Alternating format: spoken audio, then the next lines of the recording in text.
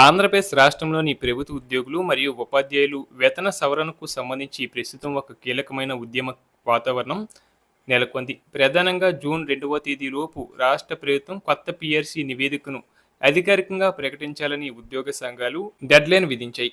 ఈ అంశంపై రాష్ట్రంలోని అన్ని ప్రధాన దినపత్రికలు ప్రముఖంగా వార్తలను ప్రచురించాయి. అంటే ఈ సమస్య ఎంత తీవ్రంగా ఉందో మనం అర్థం చేసుకోవచ్చు. జూన్ 2 అనేది ఒక చారిత్రాత్మక గడువుగా వారు వారు భావిస్తున్నారు. ఎందుకంటే అప్పటికి ప్రస్తుత వేతన ఒప్పందాలు ముగిసి చాలా కాలం అవుతుంది కాబట్టి ప్రభుత్వం వెంటనే స్పందించాలని వారు కోరుచున్నారు. ముఖ్యంగా ఈనాడు దినపత్రికలో వచ్చిన కథనాన్ని మనం పరిశీలిస్తే రాష్ట్ర వ్యాప్తంగా ఉద్యోగుల నిరసన జ్వాలలు ఎగిసిపడుతున్నాయని స్పష్టంగా వివరించారు. ఉద్యోగ ఐకాస ఆధ్వర్యంలో రాష్ట్రంలోని అన్ని జిల్లా కేంద్రాల్లో భారీ ర్యాలీలు నిర్వహించారు.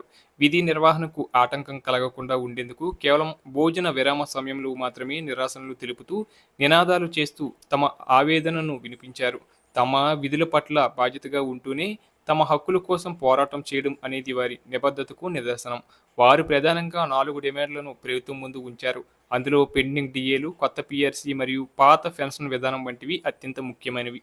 ఇక సాక్షి దినపత్రికలో ఉద్యోగుల నిరసన గాలం అని శీర్షికతో ఈ వార్త ప్రచారమైంది. అంటే ఉద్యోగుల గొంతు ఇప్పుడు ప్రభుత్వం వరకు బలంగా చేరుతుందని దీని అర్థం.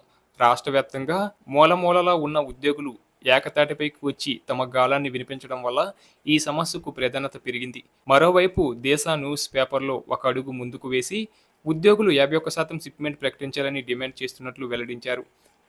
ప్రస్తుతం ఉన్న ధరల పెరుగుదల మరియు గత 3 ఏళ్లుగా పెరిగిన జీవన వ్యయాన్ని దృష్టిలో ఉంచుకొని తమకు కనీసం 51% షిప్మెంట్ పెంపు ఉండాలని వారు బలంగా కోరుచున్నారు. ఇది కేవలం కోరిక మాత్రమే కాదు, వారి అవసరం కూడా. ఇక ఆంధ్రజ్యోతి దినపత్రికలోనైతే ఉద్యోగుల సమస్యలను తక్షణమే పరిష్కరించాలంటూ పెద్ద ఎత్తున వార్తలు వచ్చాయి. ఈ విధంగా రాష్ట్రంలోని అన్ని ప్రధాన మీడియా సంస్థలు ఈ నిరసనలను కవర్ చేయడం చూస్తుంటే క్షేత్రస్థాయిలో ఉద్యోగుల అసంతృప్తి ఎంత ఎక్కువగా ఉందో మనకు అర్థమవుతుంది. అయితే నిన్న జరిగిన నిరసన కార్యక్రమాలు కేవలం ఒక ఆరంభం మాత్రమే అని, చాలా తక్కువ అని కొందరు అభిప్రాయపడుతున్నారు. ప్రభుత్వంపై మరింత ఒత్తిడి పెంచి సానుకూల నిర్ణయం వచ్చేలా చేయాలంటే ఈ ఉద్యమాన్ని ఇంకా ఉధృతం చేయాల్సిన అవసరం ఉందని ఉద్యోగ నేతలు భావిస్తున్నారు. ప్రభుత్వం కేవలం హామీలకు పరిమితం కాకుండా సానుభూతితో ఆలోచించి ఆచరణాత్మక నిర్ణయాలు తీసుకోవాలని వారు కోరుచున్నారు. అసలు ఉద్యోగులు పెట్టిన ప్రధాన టార్గెట్ ఏంటంటే జూన్ 2వ తేదీలోపు పీఆర్సీ ప్రకటన రావాలి. వాస్తవానికి పీఆర్సీ ప్రకటించడం అనేది అంత సులభమైన ప్రక్రియ కాదని అందరికీ తెలుసు. కానీ కనీసం ప్రభుత్వం నియమించిన పీఆర్సీ కమిటీ ఇచ్చిన నివేదికను అయినా ప్రజల ముందు ఉంచాలి.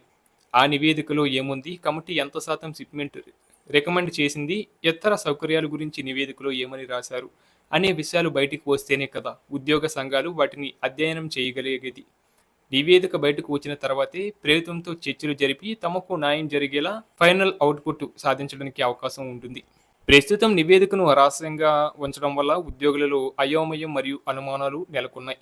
అందుకే నిన్న రాష్ట్ర వ్యాప్తంగా అనేక ప్రాంతాల్లో ధర్నాలు, రాస్తా రోకోలు నిర్వహించి తమ సమస్యలను తక్షణమే పరిష్కరించాలని డిమాండ్ చేశారు. ప్రభుత్వం వెంటనే ఈ నివేదికను బహిర్గతం చేసి ఉద్యోగ సంఘాలతో చర్చల ప్రక్రియను ప్రారంభించకపోతే రాబోయే రోజుల్లో ఈ నిరసనలు మరింత తీవ్ర రూపం దాల్చే అవకాశం లేకపోలేదు.